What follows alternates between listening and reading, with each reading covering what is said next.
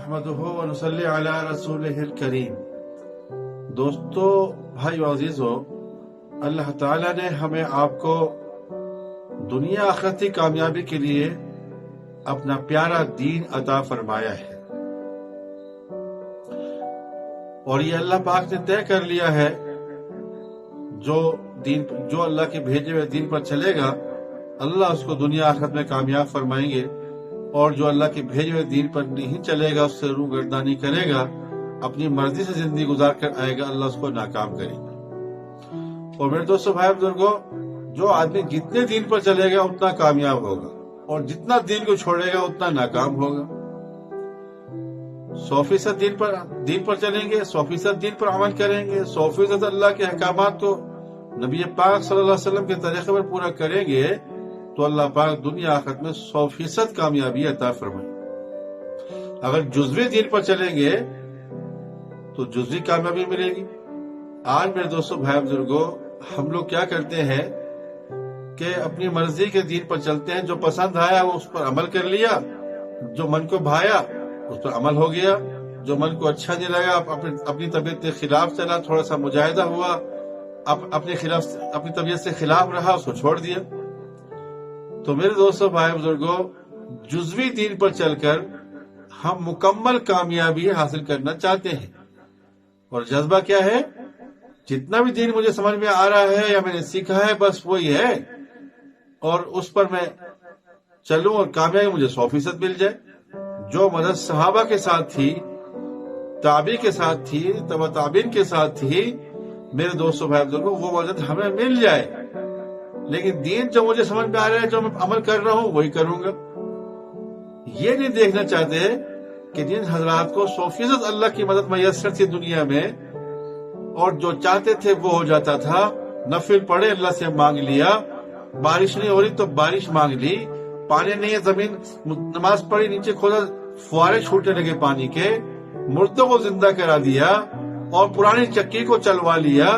تو میرے دوستو بھائی بزرگوں، جیسی مددیں ان کو حاصل ہوئی، آج کے مسلمان کیا چاہتا ہے کہ مجھے بھی وہ مددیں مل جائیں۔ لیکن جیسے دین کے لیے انہوں نے مجاہدے کیے، جیسے انہوں نے قربانیاں کی، ویسے قربانی کرنے کے لیے ہم تیار نہیں ہوتے۔ بس جیسے ہم چل رہے ویسے چلتے رہے، لیکن نفل پڑھے ویسی مدد اتر آئے، دعا کرے ویسے جو ہے بارش نہیں ہو رہی بارش ہونے لگ جائے۔ جیسے ایک صحابی رضی اللہ تعالیٰ عنہ، باغ میں پانی نہیں ہے، بارش نہیں ہو رہی، 2 رکعت نماز نفل پڑھی، اللہ سے دعا کی، ابھی ہاتھ اٹھے میں بارش شروع ہو گئی۔ اپنے غلام کو گھوڑا دے کر کہا کہ جاؤ باہر گھوم کے آؤ، دیکھو یہ بارش میرے باغ پر ہو رہی ہے یا کسی اور پر بھی ہو رہی ہے، باہر بھی ہو رہی ہے۔ وہ غلام گھوڑا لے کر گیا اور باہر چکر لگا کر جب واپس آیا اور کہا کہ حضرت یہ تو صرف آپ کے باغ پر بارش ہو رہی ہے، اب بتاؤ۔ حضرت عمر رضی اللہ تعالیٰ عنہ ایک جماعت میں چل رہے ہیں، اور راستے میں جو ہے بارش شروع ہو گئی، تو ایک صحابی نے دعا کی۔ اب عجیب بات ہے کہ اور سب تو بھیگ رہے ہیں، لیکن وہ صحابی نہیں بھیگ رہے۔ حضرت عمر رضی اللہ تعالیٰ نے کہا کیا ہوا بھائی، تم پر بارش نہیں پڑ رہی؟ کہ میں نے اللہ سے دعا کر لی، اللہ میرے پاس یہی کپڑے ہیں اور نہیں ہے، میں بھیگ گیا تو کیا ہوگا، مجھ پر بارش تو ہو تیری رحمت کی، لیکن مجھ پر نہ ہو۔ تو فرمایا کہ اللہ کے بندے ہمارے لیے بھی دعا کر لیتے، ہم بھی محفوظ ہو جاتے ہیں، سفر میں ہیں، کپڑے سب کے پاس تو مختصر ہوتے ہیں۔ تو میرے دوستوں، ایسا صحابہ کا یقین کہ ہم جو مانگیں گے وہ ہمیں مل جائے گا، حضور پاک صلی اللہ علیہ وسلم کے بتائے ہوئے اعمال پر ایسا یقین کہ جو آپ علیہ السلام نے فرما دیا ہے وہ حق اور سچ ہے۔ یہ پہاڑ اپنی جگہ سے ہل سکتا ہے، آسمان پھٹ سکتا ہے، زمین پھٹ سکتی ہے، لیکن حضور علیہ السلام کا بتایا ہوا عمل، بتائی ہوئی بات یا پیشن گوئی، جو بھی آپ علیہ السلام نے فرمایا ہے وہ حق اور سچ ہے، وہ بدل نہیں سکتا، ایسا پکا یقین۔ حضرت ابو درداء رضی اللہ تعالیٰ عنہ کہیں مجلس میں بیٹھے ہیں، جب مجلس میں بیٹھے ہیں تو ایک شخص مدینے سے آیا، مدینے سے باہر ایک کونے کی طرف مجلس لگی ہوئی تھی، آ کر کہا اے ابو درداء، آپ کا تو گھر جل گیا ہے، اتنا آگ لگی ہوئی، یہاں پہ گھر کو لپیٹ میں لیا ہو۔ اب وہ تھوڑا سا دل کی طرف جھانکا، خاموش رہے، اور پھر کہا کہ نہیں، میرا گھر نہیں جل سکتا۔ ایک اور صاحب پھر مدینے سے تھوڑی دیر بعد آئے، اے ابو درداء، آپ کا تو گھر جل چکا ہے، آپ کا گھر جل گیا ہے، خدا کی قسم میں وہاں سے آیا ہوں، چاروں طرف سے آپ کے گھر کے اطراف میں شعلے کے شعلے بھڑکے. اب بتاؤ وہ قسم کھا رہا ہے, وہاں سے بندہ خود اپنی آنکھوں سے دیکھ کر آ رہا ہے, لیکن ابو درداء رضی اللہ تعالیٰ عنہ خاموش رہے اور اطمینان کے ساتھ فرمایا نہیں میرا گھر نہیں جل سکتا. اب اسی مجلس میں بیٹھے تھے کہ کچھ دیر کے بعد تیسرا شخص آیا. اے ابو درداء, آپ کے آس پاس اتنی سخت آگ لگی ہوئی تھی کہ ایسا لگ رہا تھا چاروں طرف سے دیکھنے والے ایسا سمجھ رہے تھے کہ آپ کا گھر بھی جل گیا, لیکن آس آگ بجھتی گئی تو پھر پتہ چلا کہ آپ کے آس پاس تو لوگ گھر جلے لیکن آپ کا گھر نہیں جلا, آپ کا گھر نہیں جلا. اب لوگوں نے کہا کہ کیا بات تھی, یہ لوگ اپنی آنکھوں سے دیکھ کر آ رہے ہیں کہ آپ کا گھر جل رہا ہے, لیکن آپ ایک ہی بات ارشاد فرما رہے ہیں کہ میرا گھر نہیں جل سکتا. حضرت ابو درداء رضی اللہ تعالیٰ عنہ نے ارشاد فرمایا, ارے بھائی تم ہی بتاؤ, میں تمہاری بات کو, چاہے تم آنکھوں سے دیکھ کر آ رہے ہو, میں تمہاری بات کو سچا مانوں یا حضور علیہ السلام کی بات کو سچا مانوں, تم خود بتاؤ. حضور علیہ السلام نے مجھے ایک دعا سکھائی ہے کہ جو صبح کو پڑھ لے گا شام تک اس کو کوئی آفت نہیں آ سکتی, نقصان نہیں ہو سکتا, اور جو شام کو پڑھ لے گا صبح تک اس کو کوئی نقصان نہیں ہو سکتا.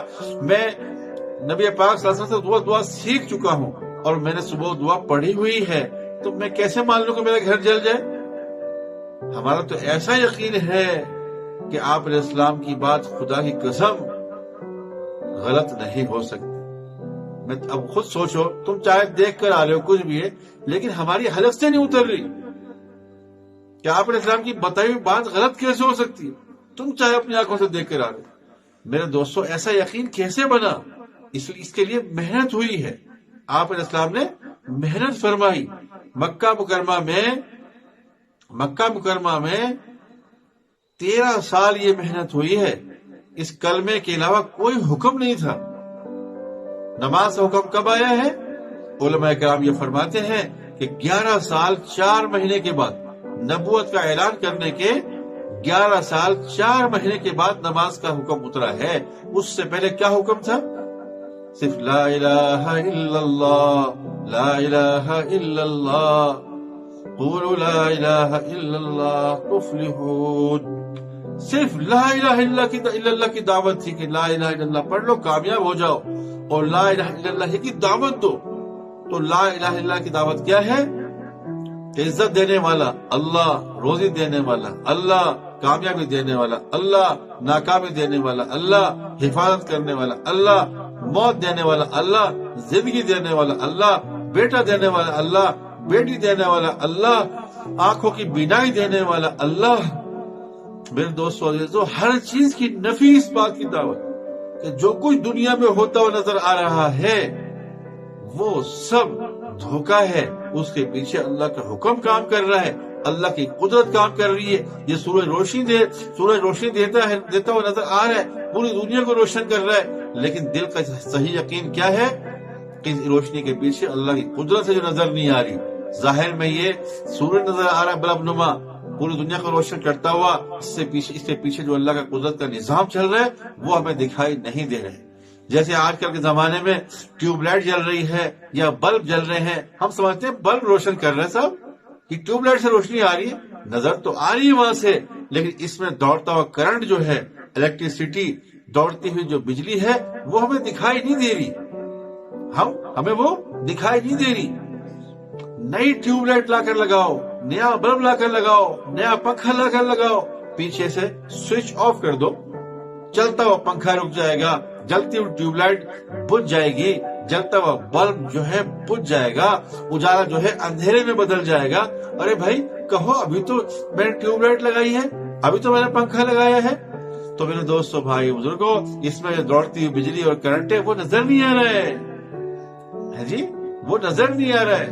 اللہ اکبر. تو دل کا یہ یقین کیا بنا رہا ہے, جو اس کے پیچھے قدرت کام کر رہی جو نظر نہیں آ رہی وہ کیا ہے, وہ اللہ ہے, وہ اللہ کی قدرت ہے. ایک شہر والا دیہات میں جاتا رہتا تھا, وہاں سے پھر جو ہے ایک دیہاتی بھی آیا شہر میں گھومنے کے لیے, اپنے دوست کے پاس ملنے کے لیے. جب ملنے کے لیے آیا, اسے گھر میں دیکھا کہ ایک دیوار میں ٹوٹی لگی ہوئی ہے, ٹوٹی, صرف ٹوٹی نظر آ رہی ہے, دیوار میں ٹوٹی نظر آ رہی ہے, نل نظر آ رہا ہے, اس سے پانی نکل رہا ہے, نہانے کے لیے بھر لو پانی, برتن دھو لو, کپڑے دھو لو, بڑا خوش ہوا، ارے ہم تو جا کے کنویں پر جاتے ہیں، پانی بھر کے لے کے آتے ہیں اتنا دور دور سے، اور جو یہاں ٹونٹی میں پانی آ رہا ہے، اچھا یہ ٹونٹی میں بھی لے کے جاؤں گا۔ کسی سے پوچھا نہیں کیسے کیا سسٹم ہے، گیا شہر میں دکان پہ دیکھا وہاں ٹونٹیاں مل رہی ہیں، بھائی ایک ٹونٹی مجھے بھی دے دو یہ والی۔ وہ ٹونٹی لے کر اپنے گاؤں چلا گیا اور اپنے گھر میں وہ ٹونٹی دیوار میں لگا دی، اور محلے والوں کو، گھر والوں کو، سب کو جمع کیا، آ جاؤ بھائی آ جاؤ، دیکھو میں تو ایسا زبردست نسخہ لے کے آیا ہوں، ایسا طریقہ لے کے آیا ہوں، ہم خامخواہ اتنا وزن اٹھا کے جو ہے لاتے ہیں وہاں سے پانی بھر کے مٹکوں میں اور بالٹیوں میں کنویں سے جا کر، اب گھر میں ہی پانی آیا کرے۔ سب لوگ جمع ہو گئے، یار یہ کون سا عجوبہ لے کر آ گیا، کیسی بات کر رہے ہیں، سمجھ میں نہیں آئی۔ سب لوگ جب جمع ہو گئے کہ دیکھنا پانی آئے گا، اب وہ ٹونٹی کھول رہا ہے، گھما رہا ہے، ایسے کوئی پانی نہیں ہے، کبھی ایسے کر رہا ہے کبھی ایسے کر رہا ہے، کوئی پانی کا ایک بوند بھی اس میں سے نہیں نکلا۔ اب وہ پریشان ہو گیا، اس کے ماتھے پسینے آ گئے، لوگوں نے کہا کہ بھائی تم کیوں مذاق کرنے کے لیے جمع کیا ہم کو، سب لوگ اچھا خاصا پانی لاتے ہیں، تمہاری باتوں سے آ کے پاگل بن کے یہاں جمع ہو گئے، کچھ بھی نہیں ہو رہا ہے، تم نے تو بہت مذاق بنا دیا پورے گاؤں کے ساتھ۔ اب یہ پریشان ہو گیا کہ یار وہاں تو آ رہا تھا شہر میں، یہاں کیوں نہیں آ رہا ہے۔ اب دل میں سوچنے لگا کہ بھائی لگتا ہے کہ جہاں سے میں نے ٹونٹی خریدی ہے نا، وہ ٹونٹی والے نے مجھے صحیح ٹونٹی نہیں دی ہے، صحیح نل مجھے نہیں دیا ہے، اب میں جا کر یہ نل تبدیل کروں گا، یہ ٹونٹی تبدیل کروں گا جا کر۔ پھر شہر چلا گیا، وہاں جا کر نل والے سے کہا تم نے یہ مجھے خراب دیا ہے، کہ نہیں بھائی میں نے بالکل ایک نمبر دیا ہے، صحیح کمپنی کا دیا ہے، دیکھیں اس میں کمپنی کا نام لکھا ہوا ہے، اور بھی اٹھا کر دکھا ہے، سب صحیح ہے، تم کیسے کہہ رہے ہو کہ میں نے تمہیں غلط دے دیا، تم اس کی وجہ بتاؤ۔ کہہ رہے نہیں یہ غلط ہے۔ بھائی کیسے غلط ہے، ثابت کرو، آپ ہم پر الزام لگائے جا رہے ہیں، کمپنی کا مال بیچتے ہیں، برانڈڈ مال ہم بیچتے ہیں، تم کہہ رہے ہو صحیح سامان نہیں دیا۔ کہہ رہے نہیں یہاں میں دیکھتا ہوں شہر میں جگہ جگہ ٹونٹی دیوار میں لگی ہے، سب میں پانی گر رہا ہے، آ رہا ہے جتنا بھر لو، لیکن یہ ٹونٹی میں گاؤں میں جا کر چل لے گیا اور میں نے اپنے گھر میں لگائی تو وہاں تو پانی نہیں آیا، تو میں نے یہ سمجھا کہ آپ نے مجھے غلط سامان دے دیا ہے۔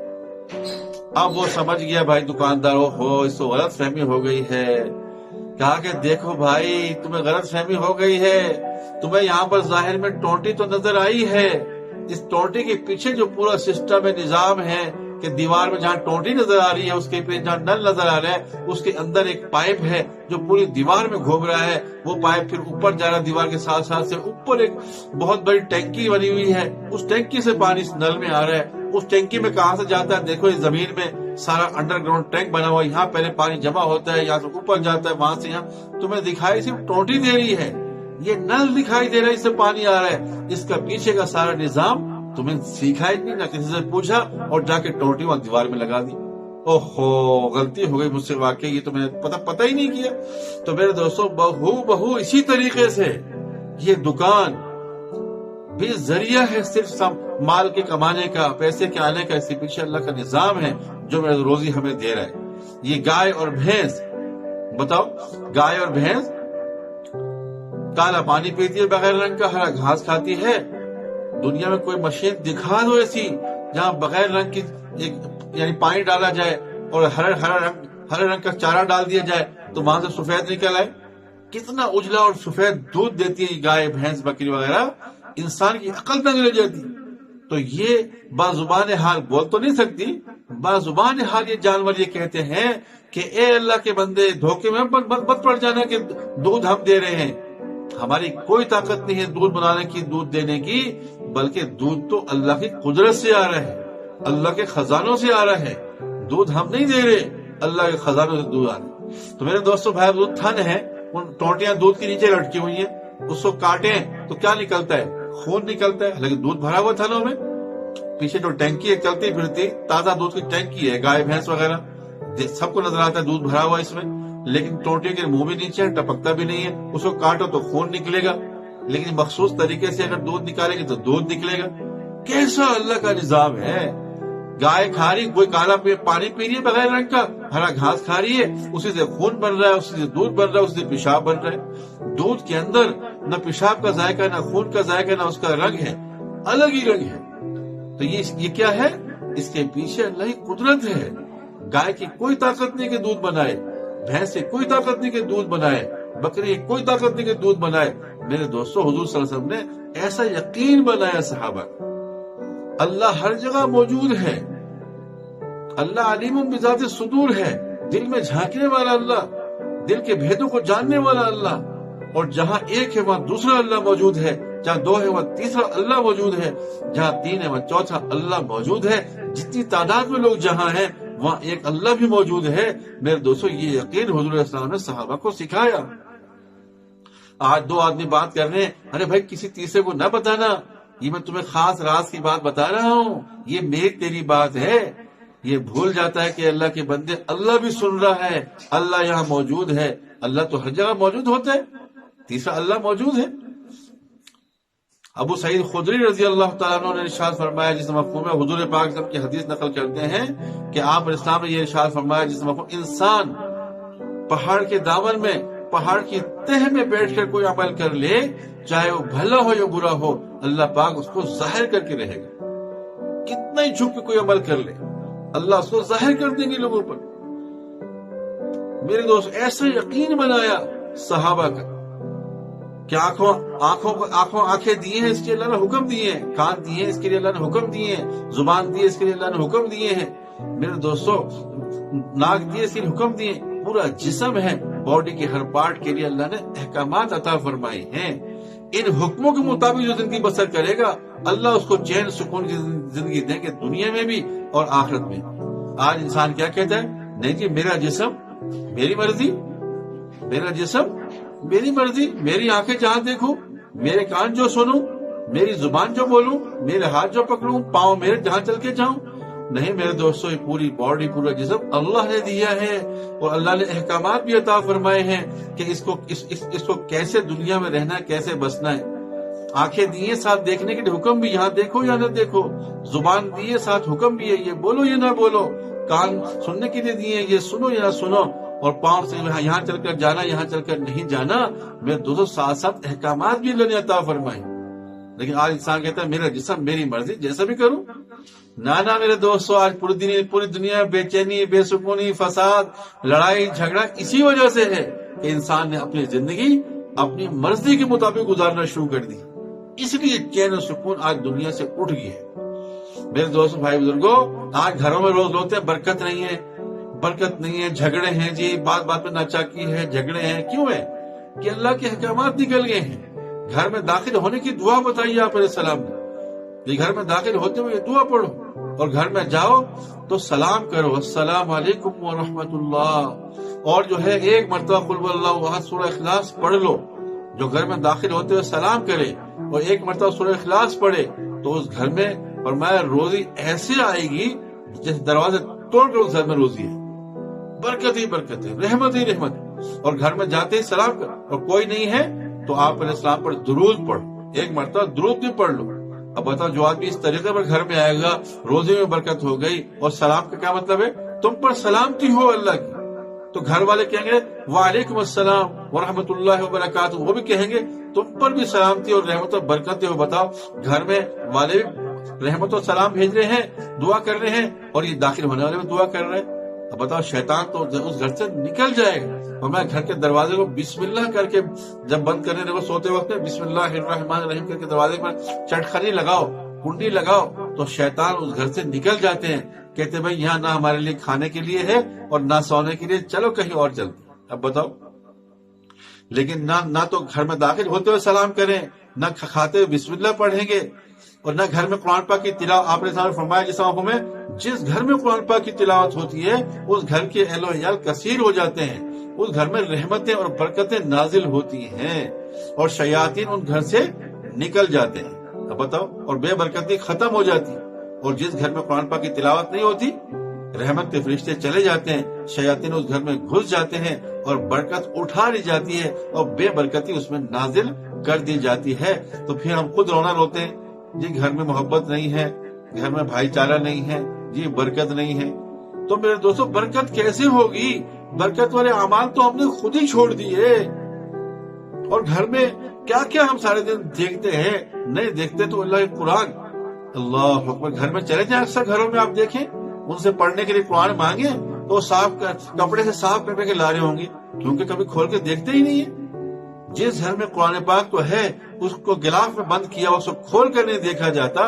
موبائل کو تو سارے دن دیکھتے ہیں، ساری رات دیکھتے ہیں، لیکن اللہ کے کلام کو کھولنے کی فرصت ہی نہیں ہے. تو اس گھر میں برکتیں کیسی آئیں گی، رحمت کیسی آئے گی؟ تو میرے دوستو، جب انسان، اللہ کے نبی نے فرمایا اس مفہوم میں کہ انسان کے جسم میں ایک گوشت کا لوتھڑا ہے، اگر اس کی اصلاح ہو گئی تو جسم سے نکلنے والے سارے اعمال کی اصلاح ہو جائے گی. اور اگر اس کی اصلاح نہ ہوئی، اس میں خرابی ہوئی، تو اس میں فساد کی وجہ سے، خرابی کی وجہ سے پورے جسم سے نکلنے والے اعمال خراب ہو جائیں گے. کیونکہ دل ایک بادشاہ ہے پورے جسم پر. آنکھ وہاں دیکھے گی جہاں دل چاہے گا، زبان وہ بولے گی جو دل چاہے گا، کان وہ سنے جو دل چاہے گا. پورا جسم گویا 24 گھنٹے وہاں استعمال ہوگا جہاں دل چاہے گا. اس لیے آپ اسلام نے سب سے پہلے دلوں پر محنت کی. جتنے نبی اللہ نے بھیجے ہیں سارے نبیوں نے انسانوں کے دلوں پر محنت فرمائی. تو میرے دوستوں، بھائی بزرگوں، صحابہ کو اللہ نے اعمال بتائے ہیں، صحابہ کو اللہ نے اعمال بتائے ہیں، اعمال. اللہ اکبر. ذکر کرنے والے صحابہ ذکر کرنے والے تھے، دعا کرنے والے تھے، عمل کرنے والے تھے، ہے جی، اور عمل کے ذریعے اللہ سے لینے والے تھے، اعمال سکھائے. تو میرے دوستوں، بھائی بزرگوں، حضور پاک صلی اللہ علیہ وسلم کے تربیت یافتہ صحابہ، پھر ان کے تربیت یافتہ تابعین، ان کے تربیت یافتہ تابعین ایسے تھے کہ جن کے واقعات کو سن کر انسان دنگ رہ جاتا. آج آپ کو ہم ایک نوجوان کا قصہ سناتے ہیں جو صحابی نہیں ہے، تابعی ہیں، لیکن ان کا عمل دیکھیں، ان کے عمل سے اللہ کتنا خوش، اور تنہائی میں بھی اس بات کا احساس کہ اللہ موجود ہے. اللہ اکبر. تو سنیے وہ قصہ، ایمان تازہ کیجیے. سلیمان بن یسار رحمت اللہ علیہ تابعی ہیں اور مدنی ہیں، مدینہ کے رہنے والے ہیں. وہ ایک جماعت کے ساتھ مکہ جانے کی تیاری سے نکلے. ابھی راستے میں تھے، ان کو بھوک لگی، تھوڑا آرام کرنے کے لیے وہاں رکے، خیمہ لگایا، اور خیمہ لگا کر کچھ ساتھی جو تھے وہ دائیں بائیں گاؤں میں چلے گئے کچھ کھانے پینے کی چیزیں لینے کے لیے. ان کو اکیلا خیمے میں چھوڑ گئے. سلیمان بن یسار کو کہا کہ آپ یہاں رہی. اب یہاں وہ بیٹھ گئے، اپنے اعمال میں لگے ہوئے تھے. تو ایک پہاڑ قریب تھا، اس پہاڑ سے ایک عورت اتری نقاب پوش. وہ سیدھا اس خیمے میں آئی، دیکھا خیمے میں یہ اکیلا ہے، اور اس وقت ان کی عمر میرے دوستوں کتنی تھی؟ بالکل کڑیل جوان تھی. لیکن ذکر کرنے والے، تلاوت کرنے والے، جب آدمی ذکر کرتا ہے، تنہائی میں تلاوت کرتا ہے، اللہ کے سامنے روتا ہے، تو میرے دوستوں اس کے انوارات اس کے چہرے پر جھلکتے ہیں، اس کے چہرے پر جھلکتے ہیں. اب اس نوجوان کو دیکھ کر وہ نقاب پوش عورت اندر آگے بڑھی. اس نے کہا کیا چاہتی ہو تم؟ اس نے چہرے سے نقاب اٹھایا، دیکھا اتنی خوبصورت حسین عورت. اللہ اکبر. اس عورت نے اب برائی کی طرف مائل کرنے کی کوشش کی. سلیمان بن یسار کو کہا میرے ساتھ برائی کرو، ایسے عمل کرنا شروع کر دیے. سلیمان ابن یسار گھٹنوں کے بل بیٹھ گئے، سر نیچے کر دیا اور زاروں کا تار رونے لگے.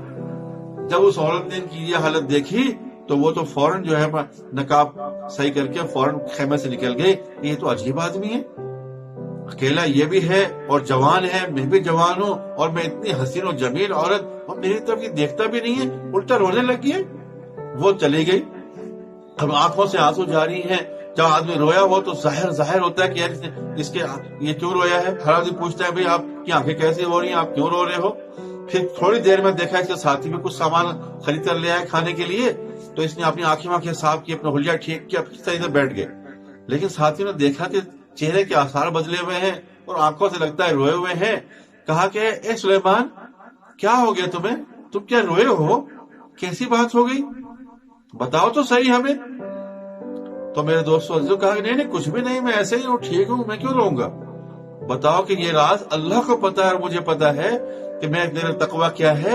میں کیوں اپنی پارسائی لوگوں پر ظاہر کروں؟ میں کیوں لوگوں کو بتاتا پھروں میں ایسا میں ویسا؟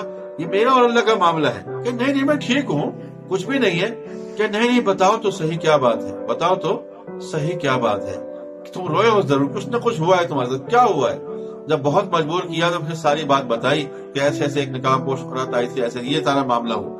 جب وہ بتایا تو وہ ساتھی جو باہر سے آئے تھے وہ بھی رونے لگ گئے. وہ اللہ کے والی تھے، وہ رونے لگ گئے اور سالوں قطار گھٹنے کے بل سجدے میں گر گئے. اب یہ پوچھ رہے ہیں سلیمان بن یسار اچھا میں تو رو رہا تھا کسی وجہ، تم کیوں روئے؟ کہنے لگے میں رو رہا ہوں اور تمہاری تقوی کی کیا بات ہے اے سلیمان بن یسار، میں تو اس لیے اللہ کا شکر ادا کر رہا ہوں، اگر میں ہوتا یہاں پر، اگر میں اس وقت یہاں موجود ہوتا تو غالب گمان تھا کہ میں اس برائی میں پھنس جاتا جس سے تم بچ گئے۔ اللہ کا شکر ادا کر رہا ہوں کہ میں اس وقت نہیں تھا، ورنہ میں تو پھنس جاتا۔ اب یہاں سے خیمہ اکھاڑ کر چلے ہیں مکہ اور جا کر عمرہ کیا، عمرہ کرنے کے بعد پھر جو ہے طواف کرنے کے بعد جب عمرہ مکمل ہو جائے پھر 2 رکعت نفل پڑھنے پڑتے ہیں وہاں پر حتیم کے پاس، مقام ابراہیم کے پاس۔ تو وہاں 2 رکعت نفل پڑھنے کے لیے جب یہ نفل پڑھ رہے تھے تو نفل پڑھنے کے بعد ان کو وہاں اونگ آ گئی، وہیں بیٹھے بیٹھے اونگ آ گئی تھوڑی دیر کی۔ جب ان کی آنکھ لگ گئی بالکل جو ہے نا وہ تھکے ہوئے بھی تھے، کیا دیکھتے ہیں کہ خواب میں ایک بہت بڑی ہستی آ گئی۔ کون ہستی آ گئی؟ بڑا خوبصورت حسین چہرے والا آدمی، چاند کی طرح اس کا چہرہ چمک رہا ہے اور ایسی روشنیاں پھوٹ رہی ہیں اس کے چہرے سے ایسی روشنیاں پھوٹ رہی ہیں، چمکدار چہرہ۔ اب انہوں نے جب دیکھا ان کو تو بڑے متاثر ہوئے، کہا کہ آپ کون ہیں؟ اتنے حسین و جمیل، آپ کا چہرہ چاند کی طرح کھل رہا ہے۔ تو اس شخص نے بتایا میں یوسف ہوں، یوسف علیہ السلام۔ اب انہوں نے کہا سلیمان بن یسار نے، اچھا تو آپ کے تو بڑے قصے سنے ہم نے کہ زلیخا نے آپ سے جو ہے برا فعل کرنے کی کوشش کی اور کیسے آپ بچ گئے اور کیسے اللہ پر ایمان رکھ کے آپ نے وہ تالے کھلتے چلے گئے اور آپ نے اپنے آپ کو بچایا اللہ کی مدد سے۔ بڑے آپ کا واقعات ہم سنتے رہتے ہیں، یاد کرتے ہیں آپ کو، آج ملاقات ہو گئی۔ کہا کہ ہاں لیکن میں تمہارے تقوی پر حیران ہوں۔ حضرت یوسف علیہ السلام نے فرمایا میں تمہارے تقوی پر حیران ہوں کیونکہ میں تو نبی تھا، میں تو نبی ہوں، نبی تھا، میرے ساتھ تو اللہ کی مدد اور ہر وقت یعنی اللہ سے مانگ کر چلتے تھے، تو میں تو نبی تھا، میرے ساتھ یہ واقعہ پیش آیا، لیکن تم تو نبی بھی نہیں ہو، تم تو نبی بھی نہیں، لیکن اتنا بڑا تقوی تمہارا اور تنہائی میں تمہارے علاوہ کوئی ہے بھی نہیں، کوئی تالے بھی لگے ہوئے نہیں ہے، کوئی ایسا معاملہ بھی نہیں ہے، پھر بھی تمہارا اتنا تقوی، کامل تقوی کہ تم اس برائی سے بچ گئے، بہت برائی سے اے مبارک ہو محمدی، اے محمدی تمہیں مبارک ہو کہ تمہارا تقوی اتنا اونچا ہے۔ تو میرے دوستو بھائی بزرگوں، آج کل کے نوجوانوں کے لیے کتنا بڑا سبق ہے کہ وہ تابعی سلیمان بن یسار کیسے تقوی والے اور کیسے میرے دوستو عمل والے کہ فوراً ایسی برائی سامنے آتے ہی رونے لگے۔ اور آج کا مسلمان اگر ایسے معاملات سامنے آئے تو فوراً اس میں پھنسنے کی کوشش کرے گا، شیطان ایسا پھنسا دے گا۔ لیکن میرے دوستوں اگر ہم ایمان بنانے کی محنت کریں گے، کوشش کرتے رہیں گے، اللہ ہماری بھی حفاظت فرمائے گا۔ اس نوجوان کے اس واقعے سے آج کل کے نوجوانوں کو، انسانوں کو سبق حاصل کرنا چاہیے کہ جیسے ان کا ایمان تھا، ان کا تقوی تھا، ایسا ہم بھی اپنا تقوی بنائیں، ارے ایسا عمل والا بنائیں کہ جب محمدی روڈ پر چلے تو نظر آئے کہ محمدی چل رہا ہے، نظر آئے کہ محمدی چل رہا ہے، ارے یہ تو محمدی، آج تو پہچانا ہی نہیں جاتا۔